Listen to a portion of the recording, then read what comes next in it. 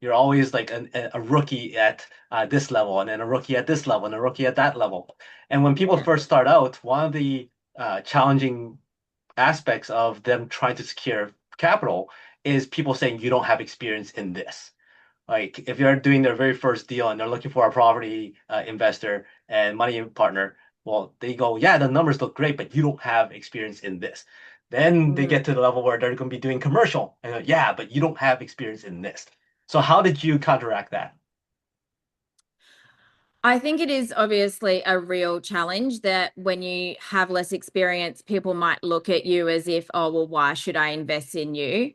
But I think it really just comes down to your ability to counteract and really assess those objections. So if like if somebody's saying, oh, well, I'm not sure if I want to fund your deal, like you don't have an experience in this, well, then I would be questioning, okay, are you serious about doing a deal? Like, of course, there's going to be risks. When you're looking at deals like this, if you're looking to fund a deal and you're wanting to gain a return with your capital, I'd be questioning, well, are you trying to do a risk-free deal because you want the benefits and you want the funding return, but you're not willing to put the risks in? Well, why are you doing this type of deal then? Like if you want a safe deal, then maybe you should go put your money into like a term deposit and like just get a return or like put it in stocks, which maybe is not as risk averse. But the reality is that if you're wanting to be a money partner and fund deals,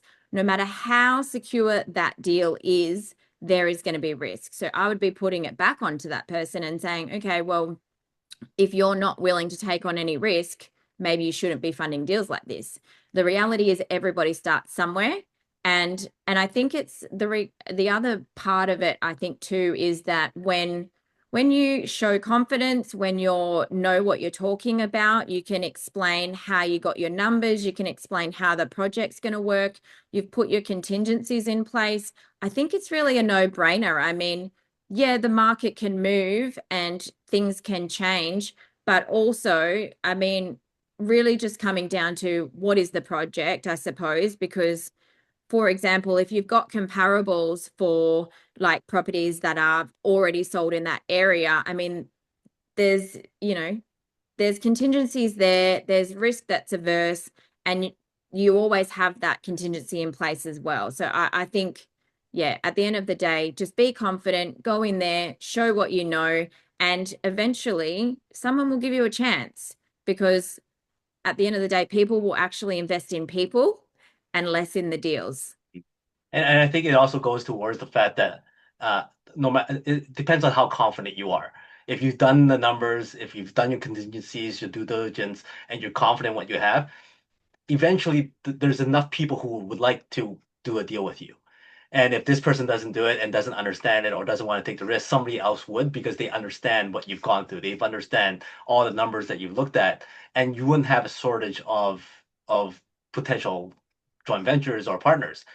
At what stage would you start questioning whether or not you have the right deal or the right numbers? Because if more and more people start to go, hey, this isn't right for them, do you revisit what you've looked at? Or are you going to be firm on what you've done? Yeah, I mean, I think there's always room for improvement. If there's perspective coming from someone who's experienced and they've done a lot in what you're less experienced in, then of course you're going to take on their perspective, their opinion, and readjust things where necessary. Like if you're referring to less experienced person, I think, yeah, I mean, there's always room for improvement and growth, right? So while it's like great to be confident in what you're doing, it's also great to take on that feedback Mhm, and see where maybe you can make some adjustments. mhm.